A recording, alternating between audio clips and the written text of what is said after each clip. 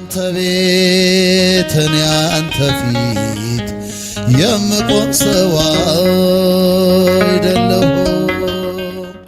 በስመ አብ ወወልድ ወመንፈስ ቅዱስ አሃዱ አምላክ አሜን። ክርስቶስ ተንሥአ እሙታን በአብይ ኃይል ወሥልጣን አሰሮ ለሰይጣን አግዓዞ ለአዳም ሰላም እምይእዜሰ ኮነ ፍስሐ ወሰላም። ከሰማይ ሰማያት ወርዶ ከቅድስተ ቅዱሳን ከድንግል ማርያም በከብቶች በረት ተወልዶ በ30 ዘመኑ በዮርዳኖስ በእደ ዮሐንስ ተጠምቆ በቀራንዮ አደባባይ ተሰቅሎ በአምስቱ ቅንዋት ተቸንክሮ 13ቱን ሕማማተ መስቀል ተቀብሎ ስጋውን ቆርሶ ደሙን አፍሶ ቤዛ ሆኖ ያዳነን አምላካችን መድኃኒታችን ኢየሱስ ክርስቶስ ከዘላለም እስከ ዘላለም ለስም አጠራሩ ክብር ምስጋና ይግባው። እንኳን ለብርሃነ ትንሣኤው በሰላም አደረሳችሁ። ባላችሁበት አባቶች፣ ካህናት፣ ወንድሞች፣ ዲያቆናት፣ ምእመናን፣ አባቶች፣ እናቶች፣ ወንድሞችና እህቶች እግዚአብሔር አምላክ የሚወዳችሁ ሕፃናት ጭምር የአብ ጸጋ ይደርብን፣ የወልድ ቸርነት አይለየን፣ የመንፈስ ቅዱስ ኅብረት አንድነት ከኛ ጋር ይሁን። ያዛኝቱ የድንግል ማርያም ምልጃ፣ የመላእክት ጥበቃ፣ የነቢያት፣ የሐዋርያት፣ የጻድቃን፣ የሰማዕታት በረከት ይደርብን። በዓሉም በዓለ ትፍሥሕት ወሐሴት ያድርግልን። ለኛ የሰጠውን ሰላም ለወገኖቻችን ለተጨነቁ ለተቸገሩ ሁሉ ያድርግልን። በመላው ዓለም ሁሉ የእግዚአብሔር በረከት በእኔም በባሪያው በእናንተም አድሮ ይኖርልን። ለዛሬ በዚህ ሰዓት ያለኝ መልእክት ምንድነው? የተጠየቅኩት ጥያቄ አለ። ከኢትዮጵያም ተጠይቄያለሁ። እንደዚሁም ደግሞ ከዚህ እህቴ ሃይከል የጠየቀችኝ ጥያቄ አለ። ይህም ጥያቄ ድንግል ማርያም ቤዛዊተ ዓለም ትባላለች ወይስ አትባልም የሚል ጥያቄ ነው። እንግዲህ ዓለማችን አሁን የሶሻል ሚዲያው ስላለ ሰዎች በድብቅ የሚያደርጉት በአደባባይ እየወጣ በሽፍን የሚያደርጉት በግልጽ እየታየ ፀሐይ የሞቀው አገር ያወቀው የአደባባይ ምስጢር ስለሚሆን አንዳንዴ በጎ ነው ላለው ለእውነተኛ ኦርቶዶክሳውያን መማር ለሚፈልጉ ኦርቶዶክሳውያን ማወቅ ለሚፈልጉ እንዲህ አይነት ነገሮች ሲነሱ መልካም ነው ብዬ በዛ መንገድ አየዋለሁ። ለሚያውቁ የበለጠ ጥቅም ስላለው ነው። ለሚስቱና ለሚያስቱ ለሚያብሉና ለሚያሳብሉ ግን ወዮላቸው ስለሚል ቃሉ እሱ አስደንጋጭ ነው። እሱ ለክደት አንደበት ነው የሚሆነው። ስለዚህ ለኛ ግን የበረከት ነገር የምናውቅበት ስለሚሆን ሁልጊዜ እንዲህ አይነት ነገሮች ሲነሱ ለበጎ ነው ብዬ ወስዳለሁና ለበጎ ያድርግልን። የእመቤታችን ክብሯ አማላጅነቷ ለዘላለም በሁላችን አድሮ ይኖርልን። መልካም። ድንግል ማርያም ቤዛዊተ ዓለም ትባላለች ወይ? በመጀመሪያ ለምሳሌ መድኃኒታችን ኢየሱስ ክርስቶስ ቤዛ ኩሉ ዓለም ይባላል፣ ቤዛ ዓለም ይባላል። በልደቱም የምናዜመው የምንዘምረው ቤዛ ኩሉ ዓለም ዮም ተወልደ፣ ዛሬ የዓለም መድኃኒት ተወለደ እያልን ነው። ቤዛ ስንል ምን ማለታችን ነው? ድንግል ማርያምን ቤዛዊተ ዓለም እንላታለን። ምን ማለት ፈልገን ነው? ስለዚህ ይሄንን በአጭር ደቂቃ በደንብ እንድትረዱት እንድታቁት፣ ለሰውም እንድታሳውቁ እንድታስረዱ እንማማራለን። አምላካችን መድኃኒታችን ኢየሱስ ክርስቶስ የነቢያት የሐዋርያት የሊቃውንትን ጉባኤ እንደባረከ የኔና የናንተንም ይባርክልን። መጀመሪያ ቃሉ የግዕዝ ነው። በአማርኛም ከግዕዙ ወስደን ሙሉ በሙሉ እንጠቀመዋለን። ለምሳሌ በግዕዙ ወሳኝ የሆኑ ከዚህ ጋር የተገናኙ ነገሮችን፣ ቃሎችን፣ ግሶችን ወይም ደግሞ አገባብ ወይም ስም ላንሳላችሁ። በመጀመሪያ በዘ የሚል የግዕዝ ቃል አለ። ሁለት ቃል ፊደሎች ብቻ ናቸው ያሉት፣ በና ዘ ነው ያሉት። በዘ የሚል አለ። ይሄ ትርጉሙ ምንድነው ስንል ስለ እንደ የሚል ትርጉም ይኖረዋል። ስለ እንደ ምን የሚለው ቃል በና ዘ ብቻ ያሉት በዘ የሚለው ማለት ነው። ቀጥሎ ቤዛ የሚለውን ቃል እንመልከት። ቤዛ የሚለውን ቃል በሁለት ትርጉም እንመልከት። ቤዛ የሚለው በግዕዝ ሞያ አገባብ ይባላል። ቤዛ የሚለው አገባብ ማለት በእንግሊዘኛ ግራመር ስትማሩ ፕሪፖዚሽን የሚል ነው። ስም ሲሆን ናውን የምንለው ነው። ግስ የምንለው ቨርብ የምንለው ነው። ይሄኛው ቤዛ ፕሪፖዚሽን ይባላል። በግዕዙ ደግሞ በተለየ መልኩ ከደቂቅ አገባብ ከሚባሉት ውስጥ የሚጨመር ነው። በመጀመሪያው ትርጉም ቤዛ የሚለው ሲተረጎም ስለ ልክ በዘ እንዳየነው ቤዛ ስለ ፈንታ ወይም ደግሞ ፋንታ። በግዕዙ ሌላ ቃል ከዚህ ጋር ተመሳሳይ የሆነ ህየንተ የሚል ሌላ አገባብ አለ፣ ፕሪፖዚሽን አለ ህየንተ የሚል። ስለዚህ ከሱ ጋር ተመሳሳይነት አለው በዚያ አኳያ። ስለዚህ ፈንታ የሚል ትርጉም ይኖረዋል። ቤዛ ምክንያት የሚል ትርጉም ይኖረዋል። ቤዛ ዋስ የሚል ትርጉም ይኖረዋል። ቤዛ እንደገና ደግሞ በተለየ መልኩ ሌላ ስንሰጠው ተያዥ፣ እንደገና ጋሻ፣ እንደገና ደግሞ ጫማ የሚል ትርጉሞች ተተርጉሞ በሚስጥር ውስጥ የምታገኟቸው እንዴት እንደሆኑ እነግራችኋለሁኝ። ስለዚህ ቤዛ ሲል አሁን ያልኳችሁ ነገሮች ሁሉ ይዘረዝራል። 2 ቤዛ የሚለው መድኃኒት የሚል ትርጉም አለው። እንደገና ዋጋ የሚል ደግሞ ትርጉም ይኖረው። ዋጋ ለአንዱ ሲለወጥ ማለት ነው። ለምሳሌ ሶሎሞን ጠቢቡ እንደሚናገረው ለነፍስ ዋጋዋ ብሎ የሚናገረው ነገር ይኖራል። ስለዚህ ከዚህ አኳያ እናየዋለን። ስለዚህ እነዚህ በዘ አለ ቤዛ በሁለት መንገድ አይተናል። የሚመሳሰል ቃል ቤዘ የሚል አለ። እሱ ይለያል ከዚህ ቤዘ የሚለው ይለያል። ቤዘ የሚለው የግዕዝ ግስ ነው። እሱ ትርጉሙ በራ፣ አበራ የሚል ትርጉም አለው። ስለዚህ ከዚህ ጋር አይመሳሰልም። ቤዘ የሚለው ከዚህ ከቤዛ ጋር ተመሳሳይነት የለው። ሲበዛም ግሱ እርባታ ሲደረግ ቤዘ የሚለው ይበይዝ የሚል አካሄድ ነው ያለው። በዚህ አይነት አካሄድ ነው የሚለው ይበይዝ፣ ይቢዝ፣ ይቢዝ እያለ ግስ እርባታው ይሄዳል። እሱ ከቤዛ የተለየ ነው። በራ፣ አበራ ማለት ነው። አሁን ከቤዛ ጋር ደግሞ ተመሳሳይ የሆነው ከአገባቡ ጋር ሌላ ግስ አለ። ይሄ ግስ ደግሞ ምን የሚል ነው? ቤዘወ የሚል ግስ ነው። በግዕዝ ሁልጊዜ ግስ የሚነሳው ቨርብ የሚነሳው በሰርድ ፐርሰን ሲንጉላር ጀንደር ሜል ነው። ምን ማለት ነው? በሶስተኛ መደብ ጾታ ወንድ፣ ቁጥር ነጠላ በዛ ነው የሚነሳው። ቤዘወ ስንል ለሶስተኛ መደብ ነው የምንሰጥ። ሶስተኛ መደብ ምንለው? በእንግሊዘኛው ሂ የምንለው ነው። ፈርስት ፐርሰን የምንለው አይ አለ፣ ሲንጉላር ፕሉራል ዊ አለ። ሰከንድ ፐርሰን የምንለው በእንግሊዘኛው ዩ የምንለው ነው። ለሲንጉላር ዩ እንደገና ደግሞ ለፕሉራል ዩ የምንጠቀመው ነው። ሰርድ ፐርሰን የምንለው ሲንጉላር ሲሆን ለሜል ጀንደር ሂ ይሆናል፣ ለሴቷ ሺ ይሆናል። ለሁሉም ዘይ ብለን የምንጠቀመው ሌላ እንደዚህ ኢት የምንጨምረው ማለት ነው። እነዚህ ናቸው መደብ የሚባሉት። አንደኛ መደብ፣ ሁለተኛ መደብ፣ ሶስተኛ መደብ። እሱ ላይ ያለ አሁን ዝርዝሬ እንደው የበለጠ አንዳንዶቻችሁ ማወቅ የምትፈልጉ ስላላችሁ እንደየ ደረጃችሁ ተጠቀሙበታላችሁ ብዬ ነው ይሄንን የምነግራችሁ። ስለዚህ ቤዘወ የሚል ቃል አለ። ይሄ ቤዘወ የሚለው ቃል ቀደም ካልነው የተለየ ነው። አሁን ቤዘወ የምንለው በግሱ እርባታው በምን አይነት መንገድ ነው የሚሄደው? ቤዘወ፣ ይቤዙ፣ ይቤዙ እያለ በዚህ መልክ የሚዘረዘር ቤዝዎ፣ ቤዝዎት የሚል ከዛ ከዚህ እየዘረዘርን ስንሄድ ቤዛዊ ለወንድ፣ ቤዛውያን ለብዙ ወንዶች፣ ቤዛዊት ለሴት፣ ቤዛውያት ለብዙ ሴቶች በዚህ መንገድ ይላል። ስለዚህ አሁን ቤዛዊት ስንል ለመቤታችን ስንቀጽል ወይም ለሌላም ሴት ልንቀጽል የምንችለው በዛ ነው። ስም ብናወጣ ለሴቶች ቤዛ ብለን ስም ልናወጣ እንችላለን። ቤዛ ብለን ለአንዲት ልጅ ስም ስናወጣ የስሟ ትርጉም ምንድነው? ቤዛ ብለን ስናወጣ በአገባቡ መንገድ ፈንታ፣ ስለ፣ ምክንያት፣ ዋስ፣ ተያዥ የሚል ከለላ ሊሆን የሚችልበት ደረጃ አለ። ከለላ፣ ጋሻ የምንለውን አይነት ትርጉም ይዞ ሊመጣ ይችላል። ስለዚህ አሁን በዚህ መሰረት አሁን ድንግል ማርያም የተጠየቁት ጥያቄ ይመስለኛል አንድ ሰው አስተምሮ ይመስለኛል እንደዛ ነው ሰው ሲያስተምር ሰማን ብለው ነው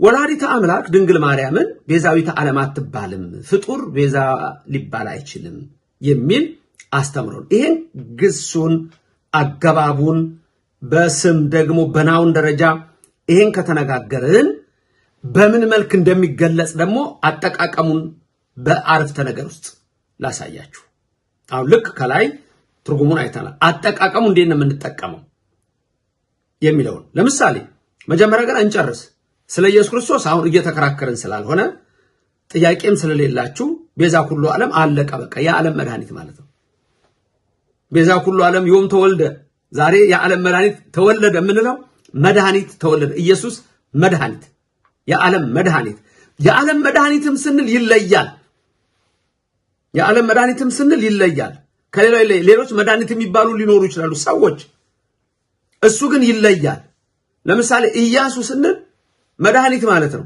ኢሳይያስ ስንል መድኃኒት ማለት ነው ኢየሱስ ስንል መድኃኒት ማለት ነው ግን ይለያል የሱ መድኃኒትነት እነሱ ደግሞ የነሱ መድኃኒትነት ይለያል ስለዚህ መድኃኒተ ዓለም የዓለም መድኃኒት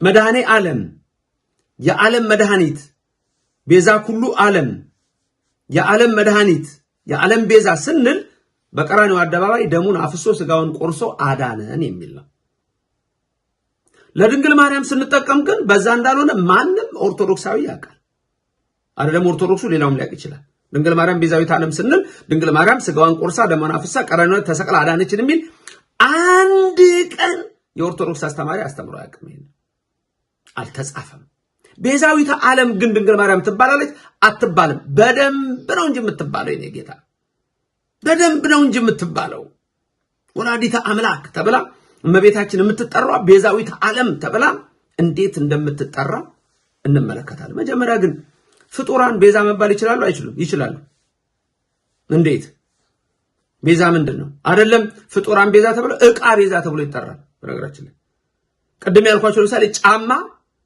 ቤዛ ተብሎ ይጠራል ጫማ ለማን ነው ቤዛ የሚሆነው ለእግር ነው ቤዛ የሚሆነው ስለዚህ ጫማ የእግር ቤዛ ይባላል ጋሻ ለምሳሌ ጋሻ ቤዛ አካል ነው የአካል ቤዛ ከለላ ነው ጋሻው ስለዚህ እግር በጠጠር በሾክ እንዳይወጋ የሚከለክለው ማን ነው ጫማ ነው ስለዚህ ከዚህ ስርዓት አኳያ አብሮ የተያዘ ሌላ ረቂቅ ሚስጥር ደግሞ ልንገራችሁ በብሉይ ዘመን ጀምሮ ያለ ለምሳሌ መጽሐፈ ሩት ምዕራፍ 4ን ተመልከቱ ይልቁንም ቁጥር 4 ላይ በቤተልሔም የነበረው አቤሜሌክ ሚስቱን ኑኃሚንን ይዞ ወደ ሞዓብ ምድር ሄደ በቤተልሔም ረሃብ ነበረና አቤሜሌክ በሞዓብ ምድር ሞተ ሁለት ልጆቹ መሐሎንና ኬሌዎን ነበሩ እነሱም በዛ አግብተው ነበሩ ሁለቱም ግን ሞቱ ኑኃሚን ብቻዋን ቀረች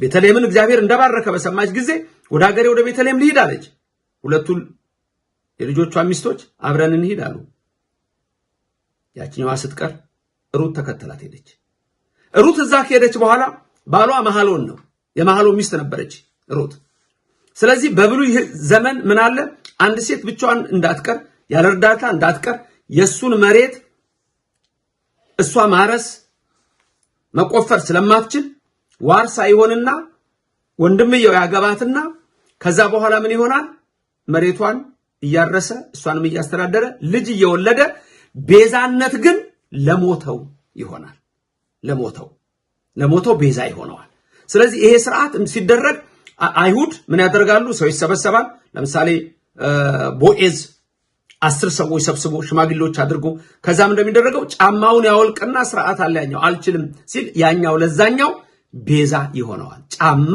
የእግር ቤዛ እንደሆነ ይላል ትርጓሜ መጽሐፋችን በግልጽ የተቀመጠ ነው በትርጓሜው መነግራችሁ ደግሞ ለአንዳንድ ካህናት ለአባቶቻችን ምንም ለእናንተ ጥያቄ አይደለም እርግጥ ግን ቦታውንም የምነግራችሁ የት ቦታ እንዳለ እንድናየው ነው መጽሐፈ ሩት ምዕራፍ 4 ቁጥር 4 ላይ ጫማ የሚለውን አሁን ሳለ አንዳንድ ቀጥታ ትርጉም አይተው ሰዎች ቤዛ ማለት ጫማ ማለት ነው ምናምን ሲሉ ከየት እንደመጣ ማገናኘት ስላለብኝ ነው ከዚህ የተነሳ ነው ጋሻም ከለላ ነው ሰውነትን ስለሚከልል ቤዛ ነው እንግዲህ ድንግል ማርያም ቤዛ ዊተ ዓለም ስንላት ወዴት እየሄድን እንደሆነ ምን እንደሆነ ሚስጥሩንም ከዚህ ራሱ መረዳት ትችላላችሁ ማለት ነው። ማየት ትችላላችሁ ማለት ነው። ስለዚህ ቤዛ የሚለው ያ ነው። ፍጡራን አብርሃም ቤዛ መባል ይችላል? ይችላል። ይስሐቅ ይችላል። ያዕቆብ ይችላል። ዮሴፍ ይችላል። ሁሉም ይችላሉ። ቅዱሳን ቤዛ ይሆናሉ። በምን መንገድ ነው ቤዛ የሚሆኑት? ቀራንዮ ላይ ተሰቅለው ብለን አናቅም። አታታሉ፣ ህዝቡንም አታወናብዱት ብሎ የሚያውቅ የለም። ግን በምን መንገድ ነው የሚለውን ደግሞ ማወቅና መረዳት እጅግ ትልቅ ነገር ነው። ዮሴፍ ቤዛ አድርጎ ላከኝ ይላቸዋል ወንድሞቹ። ለእናንተ ቤዛ አድርጎ አስቀድሞ ላከኝ ነው የሚለው። ስለ ሙሴን እግዚአብሔር ምን እንዲያደርገው አይደለም። ቤዛ እኮ ሙሴን ተመልከቱ። ቤዛ ማለት ተመልከቱ፣ ስለዛኛው ዋስ፣ ስለዛኛው ጠበቃ፣ ስለዛኛው ጋሻ፣ ስለዛኛው ከለላ፣ ስለዛኛው ምክንያት፣ ስለዛኛው ፈንታ ሆኖት ማለት ነው። ሙሴ ጭራሽ እግዚአብሔር ያለው እጅግ የሚደንቅ ነው። ኦሪት ዘጸአት ምዕራፍ 7 ቁጥር 1 ሙሴ እኔ ለፈርዖን አምላክ አድርጌሃለሁ። ሙሴ እኔ ለፈርዖን አምላክ አድርጌሃለሁ አለው። የሚገርማችሁ ደግሞ ሙሴን ለፈርዖን አምላክ ሲያደርገው ለፈርዖን አምላክ ሲያደርገው ሙሴ አምላክ ሲሆን እሱ ደግሞ ነቢይ ያስፈልገዋል። ተመልከቱ፣ በጣም የሚደንቅ እኮ ነው። ሙሴን አምላክ ሲያደርገው አምላክ ደግሞ ነቢያት አሉት። ስለዚህ ማንን አመጣ? አሮንን አመጣና ወንድምህ አሮን ደግሞ ለአንተ ነቢይ ይሆንልሃል፣ አፍ ይሆንልሃል። ሙሴ አፌ ልቱት ነው መናገር አልችልም ሲል ወንድምህ አፍ ይሆናል፣ አሮን ለአንተ ነቢይ ይሆንልሃል አለው። ይሄ ማለት እጅግ ድንቅ ነው። ሙሴ ፈጣሪ ነው ማለት አይደለም። ኦርቶዶክስ ይሄ ነው ትምህርቷ፣ ረቂቅ ነው ትምህርቷ። አንዳንድ ሰዎች ብሉይ ተምሯል፣ አዲስ ተምሯል፣ ይሄን ተምሯል፣ ግን እንደ ጋሪ ፈረስ እንዲህ ይዞ በቃል ይዞ ወይም ደግሞ ከጊዜ ሁኔታ ጋር የተደባለቀ ትምህርት የሚሰጥ ብዙ ትውልድ ሊነሳ ይችላል። ይሄ ምንም ድንቅ ነገር አይደለም፣ አይደንቅም። ስለዚህ ቤዛ የሚለውን ልብ ብላችሁ ተመልከቱ። ቅዱስ እስጢፋኖስ ቀዳሜ ሰማዕት በረከቱ ይደርብንና የዚህ ቅዱስ ሰማዕት ትምህርት በተለይ ደግሞ የሐዋርያት ሥራ ምዕራፍ 7 ላይ ስለ ሙሴ ሲናገር ቁጥር 35 ላይ የሐዋርያት ሥራ 7:35 ላይ ሙሴን ቤዛ አይደለህም ብለው የገዛ ወገኖች እኮ ማን ነው በእኛ ላይ አለቃ ያደረጋሉ? ማን ነው እኛ ላይ የሾመን? ማን ነው ቤዛ ያደረገ አንተን አሉት። የሙሴን ቤዛነት የሙሴን አለቃነት አልፈለጉም። ተመልከቱ። ሙሴን ግን ምን አድርጎታል? እግዚአብሔር ለህዝቡ ቤዛ፣ ለፈርዖን አምላክ አድርጎታል። ልብ በሉ። ለህዝቡ ምን አድርጎታል? ቤዛ፣ ለፈርዖን አምላክ አድርጎታል። አመጹ አለ ቅዱስ እስጢፋኖስ ሲሰብክ ምን አለ? አመጹ። ማን ነው አንተን በእኛ ላይ ሹም ያደረገ? ማን ነው አንተን በእኛ ላይ አለቃ ያደረገ? አንተን ማን ነው በእኛ ላይ ያደረገ አሉ። እግዚአብሔር ግን ይላል ቅዱስ እስጢፋኖስ፣ ሚስጥሩን ይግለጽልን፣ እመቤታችን አትለየን። እግዚአብሔር ግን ሙሴን ምን አለ? ፈራጅና ቤዛ አድርጎ ሾመው አለ። ፈራጅና ቤዛ፣ ከቤዛ በላይ ፈራጅ ይበልጣል። ተመልከቱ፣ ስለ ቃል ከሆነ የምናወራው ፈራጅ ይበልጣል። ሙሴን ቤዛ ፈራጅ አድርጎ ሾሞታል። ስለዚህ ቤዛ የሚለው ትርጉም በምን አይነት መልክ እንደሚሄድ እንዴት እንደሚተረጎም እነዚህ ነገሮች ሁሉ ተመልከቱ። ሙሴን አድርጎታል። ዮሴፍን ለወንድሞቹ አድርጎታል። በእነ አብርሃም ዘር አሕዛብ ሁሉ ይባረካሉ ብሎ ቤዛ አድርጓቸዋል። ይሄ ማለት ፈጣሪ ናቸው፣ ቀራንዮ ላይ ተሰቅለው ደማቸውን አፍስሰው ያድናሉ ማለት አይደለም ብለንም አናውቅም። ሌላ ቀርቶ በጉ ያ በግ በአካል በዛ ጊዜ ሞሪያ ላይ የመጣው በግ ነው አይደለ? እሱ ቤዛ ይስሐቅ ተብሏል። ትርጓሜያችን ላይ አለ፣ በትርጓሜያችን ላይ ተጽፏል። የኦሪት ዘፍጥረት ምዕራፍ 22 ታሪክ አብርሃም ልጁ ይስሐቅን ሊሰዋው ወደ ተራራው በወጣ ጊዜ የሆነውን ታሪክ ነው የማስታውሳችሁ። ኦሪት ዘፍጥረት ምዕራፍ 22 ቁጥር 13 ላይ ደግሞ ተመልከቱት። ቁጥር 13 ላይ እሱ ላይ ያለው በግዕዙ ህየንተ የሚለውን ቃል ይጠቀማል። ቅድም ያልኳችሁ ከቤዛ ጋር አንድ አይነት ነው። በትርጓሜያችን ላይ ግን አንድምታውን ሲዘረዝር ምን እንደሚለው በጉ ምሳሌነቱን ሲያስቀምጥ ቤዛ ይስሐቅ ነው። ወደፊት ሚስጥሩ ትርጉሙ ወደ ማን ነው የሚያሳየው? ወደ ኢየሱስ ነው። በጊዜው ግን ቤዛ የሆነው ለይስሐቅ ማን ነው? በጉ ነው። ይስሐቅ ደግሞ የምእመናን ምሳሌ ነው። ለኛ ለሁላችን ለምእመናን ደግሞ መገረፍ ሲገባን ተገርፎ መሞት ሲገባን ሞቶ የኛን መከራ ወስዶ በቀራንዮ አደባባይ ላይ ተሰቅሎ ቤዛ መድኃኒት የሆነን ደግሞ ከመርገመ ሥጋ ከመርገመ ነፍስ የዳነው በኢየሱስ ክርስቶስ ነው። በሌላ በማንም አልዳንም። ይሄ ቤዛነት ነው የሱ። ተመልከቱ። ከመርገመ ሥጋ ከመርገመ ነፍስ የነበረው በጊደሮች ደም አልነበረም። ቤዛ ነበሩ። በዛ ጊዜ ጊደሮቹ ላሞቹ ቤዛ ነበሩ። ወይፈኑ ቤዛ ነበረ። ርግቡ ማይነቁ በዛ ጊዜ ቤዛ ነበረ። ግን ያ ቤዛነት በብሎ የነበረው ጥላ ኢየሱስን የሚያሳይ ነው። ኢየሱስን የሚያሳይ ነው። ከመርገመ ሥጋ ከመርገመ ነፍስ በቀራንዮ አደባባይ ሁላችን የፈወሰ ኢየሱስ ክርስቶስ መድኃኒት ነው፣ ቤዛ ነው። ለሙሴ ስንጠቀም፣ ለአብርሃም ስንጠቀም፣ ለይስሐቅ ስንጠቀም፣ ለቅዱሳን ስንጠቀም በተለይ ለእመቤታችን ስንጠቀም ደግሞ በተለይ ደግሞ ሌላ መልክ አለው። መቼም እርግጠኛ ነኝ ውዳሴ ማርያም ደግሞ የሚውል ሰው፣ መልካ ማርያም መልካ ኢየሱስ ደግሞ የሚውል ሰው፣ የቤተክርስቲያንን ምስጢር የሚያውቅ ሰው እመቤታችን ቤዛዊተ ዓለም አትባልም ብሎ ካስተማረ ድፍረት ነው። ምክንያቱም እንዴት ነው ጸሎቱ ራሱ ሊጸልየው የሚችለው? እንዴት ነው? ለምሳሌ የዘወትር ጸሎት ቅዱስ ያሬድ የደረሰው ላይ ሁሌ የምንለው አለ አይደል? የዘወትር ጸሎት ላይ ሰግድ ለአብ ለመንፈስ ቅዱስ ሀተ ስግደተ የሚለው ከዛ በኋላ ሰግድ ለእግዝእትነ ማርያም ቅድስት ድንግል ወላዲተ አምላክ ብለን ከዛ ደግሞ ሰግድ ለመስቀለ እግዚእነ ኢየሱስ ክርስቶስ ዘተቀደሰ በደሙ ክቡር አይደል የምንለው። ከዛ ምንድነው የምንለው? ሁላችሁም የምታውቁት ይመስለኛል። መስቀል እያለን ምንናገረው የለም? መስቀል ኃይልነ፣ መስቀል ጽንዕነ፣ መስቀል ቤዛነ፣ መስቀል መድኃኒተ ነፍስነ እንላለን እኮ። ተመልከቱ። ስለዚህ መስቀል ቤዛነ አለን እኮ። አሁን መስቀል ቤዛነ ብለን ስንል መስቀል ራሱ ተሰቀለ ማለት አይደለም። መስቀል ግን ለኛ ቤዛ ሆነ ስንል ምን ሆነ? ዋጋ ሆነ፣ ምክንያተ ድኂን ሆነ። ኢየሱስ መስቀል ላይ ተሰቅሎ ደሙን አፍሶ አዳነን። ስለዚህ መስቀልን እንወደዋለን፣ መስቀልን እናከብረዋለን፣ መስቀል ቤዛችን እንለዋለን፣ መስቀል ኃይላችን እንለዋለን፣ መስቀል የነፍሳችን መዳኛ ሁሉ እኮ እንለዋለን። ኦርቶዶክስ ይሄ ነው፣ ተዋህዶ ይሄ ነው። ትምህርቷም ረቂቅ ነው ወገኖች። ስለዚህ በዚህ መልክ ድንግል ማርያምን ቤዛዊተ ዓለም ማለት አይቻልም የሚል ትምህርት በእውነት እንዲህ አይነት ትምህርት የሰጠ ሰው ሊታረምና ይቅርታ ሊልም የሚገባው ይመስለኛል። ምክንያቱም መልክዓ ማርያም ላይ ራሱ የምንጸልየው በተለይ ካህናት በየዕለቱ የምትደግሙት፣ ዲያቆናት በየዕለቱ የምትደግሙት ነው። ሰላም ለአናፍኪ የሚለው ስለ እመቤታችንን አናፍ ወይም አፍንጫዋን እያንዳንዱ አካል እየጠራ የምናመሰግንበታል። እዛ ላይ ሲናገር ሰላም ለአናፍኪ ብሎ መሳከወ ሰናይ መዓዛ እያለ እንዴት እመቤታችን እንደሚጠራ ይሄይስ ፈድፋደ እያለ እምፄና ስሂን ዘጠረቤዛ ማርያም ድንግል ለሕይወትየ ምርጉዛ። ተመልከቱ። አሁን ቅዳሴ እግዚእ ላይ ጌታችን መድኃኒታችን ኢየሱስ ክርስቶስን ምርጉዝ አንተ ይለዋል። በአማርኛ ምርኩዝ እንደምንለው ማለት ነው። ተመልከቱ። አሁን እዚህ እመቤታችን ቅድስተ ቅዱሳን ድንግል ማርያም ድንግል ለሕይወትየ ምርጉዛ ይላታል። ይሄ ሁሌ በየዕለቱ የምንጸልየው ነው። ተመልከቱ። ያዕቆብ በሎዛ ምድር በመሰላል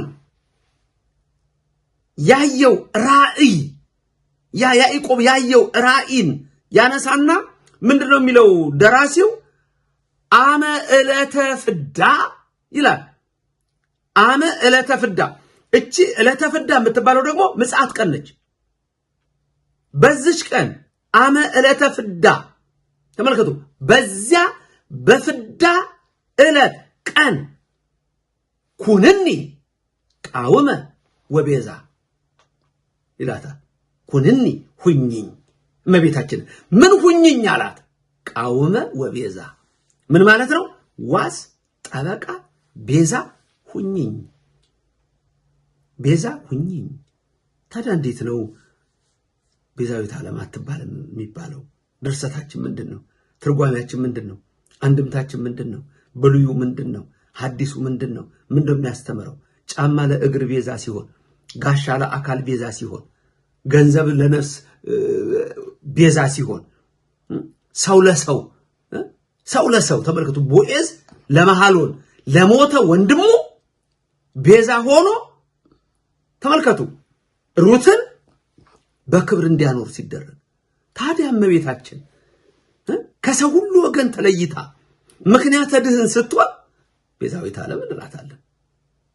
እንደሷ ያለ እኮ ማንም ስለሌለ ነው ቤዛዊት ዓለም ደግሞ ምናትሷን በተለየ መልክ አያችሁ ስለኛ ፈንታ ንጹህ ሆና የቀረበች ቤዛችን መመኪያችን ድንግል ማርያም ናት እኮ። ለዚህ ነው ቤዛዊት ዓለምና ስለኛ ቆሸሽን አደፍን ንጽሕት ሆና ግን የተገኘ ዘር እሷ ናት። ባለፈው በእመቤታችን ንጽሕና የተለያየ ነገሮች ሲነሱ አይቻለሁ። እዚህም ወደ ካሊፎርኒያ አካባቢ ብዙ ሰዎች ሲሳሳቱ በእንግሊዘኛውም በምኑም አይቻለሁ። የእመቤታችን ንጽሕና ለማጉደፍ የሚነሳ ትውልድ እንዳለ አውቃለሁ። ከዚህ በፊትም አይተናል፣ ወደፊትም በደንብ እንማራለን። እና እመቤታችን እኮ አባ ሕርያቆስ ምን አለ? እግዚአብሔር ከሰማይ ሆኖ ተመለከተ፣ አሸተተ፣ እንዳንቺ ያለ አላገኘም ማለት እኮ። ቤዛ ናት እመቤታችን። ልበ አምላክ ዳዊት በመዝሙር በረከቱ ይደርብንና መዝሙር 44 ላይ የሚናገረው ቃል ምንድነው? እስመ ፈተወ ንጉሥ ነቂ ይላታል እኮ። ንጉሥ ውበትሽን ወደደ። ቤዛ የሆነችው ለእኛ እሷ ናት። ተመልከቱ ቤዛዊተ ዓለም ስንላት እመቤታችን ምክንያተ ድኅን መሆኗን አማላጅ መሆኗን በእኛ ፈንታ ንጹሕ ሆና የተገኘች የእኛ መመኪያ የምንላት መላእክት እህታችን የሚሏት እህቶሙ ለመላእክት ነቢያት ትንቢታችን የሚሏት ትንቢቶሙ ለነቢያት ሐዋርያት ሞገሳቸው ስብከታቸው ነች። ሞገሰ ስብከቶሙ ለሐዋርያት እሞሙ ለሰማዕታት የተባለች የሰማዕታት እናት የተባለች የኔና የናንተ ሁሉ እናት እመቤታችን ቤዛዊተ ሁሉ ዓለም ትባላለች። አንዳንድ ጊዜ ተማርነ ብላችሁ ከነዛ ከእናቶቻችን እንኳን ከሚያውቁት አንሳችሁ እንዳትገኙ ጥንቃቄ ያስፈልጋል። እንዲሁ ዝም ብሎ የሚባል ነገር የለም።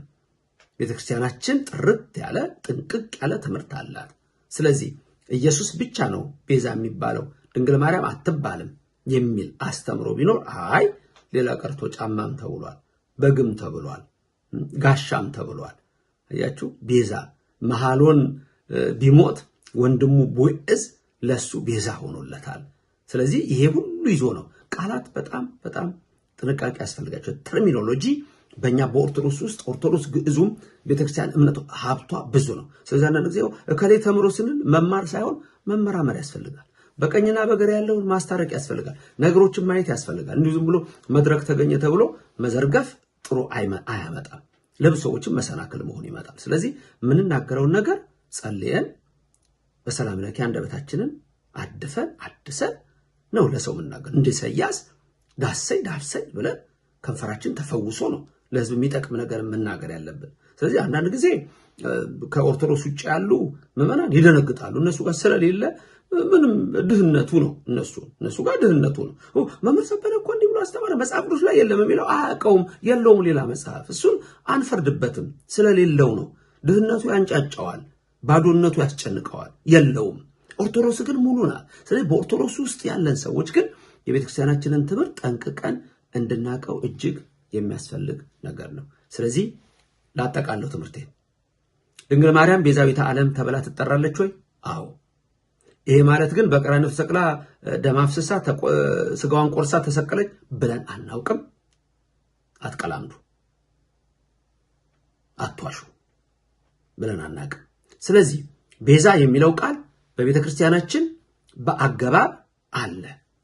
ቤዛ ይባላል። ደቂቅ አገባብ ፕሪፖዚሽን ያልኳችሁ ቤዛ ስንል የተለያየ ትርጉም አለው። ስለ ከሌ እንደማለት፣ ፈንታ ስለ ከሌ ፋንታ እንደምንለው፣ ምክንያት፣ ዋስ፣ ተያዥ የሚለው ሁሉ ትርጉም። ከዛ ያብራራው ቅድም የነገርኳችሁ ጫማ ለእግር ቤዛ እንደሆነ፣ ጋሻ ለአካል ቤዛ እንደሆነ እነዚህ ሁሉ የሚያሳይ ትርጉም ያለው ነው ቤዛ የሚለው። እንደገና ደግሞ ዋጋ የሚል ትርጉም ይኖረዋል። እንደገና ደግሞ ትልቁ ለክርስቶስም ስንናገር ቤዛ ብለን ስናገር ስጋውን ደሙን ቆርሶ አፍሶ በቀራንዮ አደባባይ አዳነን፣ መርገመ ስጋ መርገመ ነፍስን አጥፍቶልናልና መድኃኒት እንለዋለን። ድንግል ማርያም መድኃኒት አትባልም? በደንብ ነው እንጂ የምትባለው እንዴ። ድንግል ማርያም መድኃኒት እንዴት አትባልም? እነ ሙሴ ቤዛ አይባሉም አለ እኮ ቅዱስ እስጢፋኖስ ነገረ። ተጽፎ እንግዲህ በመጽሐፍ ላይ እንዴት ይባል? ቤዛ አይባልም? ይባላል። ጭራሽ አምላክ አልተባለም። ዮሐንስ ወንጌል ምዕራፍ 10 ከቁጥር 30 ጀምራችሁ ተመልከቱት። እኔና አብ አንድ ነን ብሎ እንዴት ነው ራስን አምላክ የምታደርገው ሲሉ የእግዚአብሔር ቃል የመጣላቸውን አማልክት ይላቸው የለም እንደ ይላቸዋል። አማልክት ዘበጸጋ ይባላል። አማልክት ዘበጸጋ ቤዛ አይደለም፣ አማልክት ተብለው ይጠራሉ። መዝሙር 81 የሚነግረን ሌላ ምን አለ? እግዚአብሔር ቆመ በጸጋ እኮ አማልክት አደረጋቸው ነው የሚለው። ታዲያ ቆይ እንዳደነግጡ እንጂ ገና ወደፊት ብዙዎቹ ልትደነግጡ እኮ ነው ማለት ነው። የጌቶች ጌታ የነገስታት ንጉስ የአማልክት አምላክ ሲል የማ ማለት ነው። ስለዚህ በቤተ ክርስቲያን ውስጥ በማስተማር ላይ የቆምን ሰዎች በጠቅላላ ተጠንቅቀን ልናስተምር ይገባል። እርግጥ አንዳንድ አዳዲስ ሰባኪዎች መጠንቀቅ ጥሩ ነው። ምንም ሆናችሁ ምንም ጠንቀቅ ማለት ጥሩ ነው። ምክንያቱም እንደው በአንድ መድረኩ ሲገኝ ያዙ ይልቀቁኝ ማለትም አይገባም። መጠንቀቅ ነገሮችን ያስፈልጋል። ስለዚህ እንደነገርኳችሁ በዘ የሚል የግዕዝ ቃል አለ። ስለ እንደ ማለት ነው። ቤዛ የሚለው ከዛው ጋር ተመሳሳይ ነው። ይሄንን ያመጣል። ቤዛ መድኃኒት። እንደገና ከዛ ደግሞ የነገርኳችሁ ቤዛዋ የሚል ትልቅ የግዕዝ ግስ አለ። ስለዚህ ከዚህ የተነሳ ነው የጫማውን ሩት ተመልከቱ። መጽሐፈ ሩት የአብርሃምን እና የይስሐቅን በ22 ዘፍጥረት ቁጥር 13 ላይ ተመልከቱ። ሙሴን እንዴት ቤዛ አድርጎ እንደሾመው የሐዋርያት ሥራ ምዕራፍ 7 ቁጥር 35 ላይ ተመልከቱ። ለጊዜው ይብቃኝ እንጂ በጣም ብዙ ነገሮችን በዚህ ላይ መማማር እንችላለን።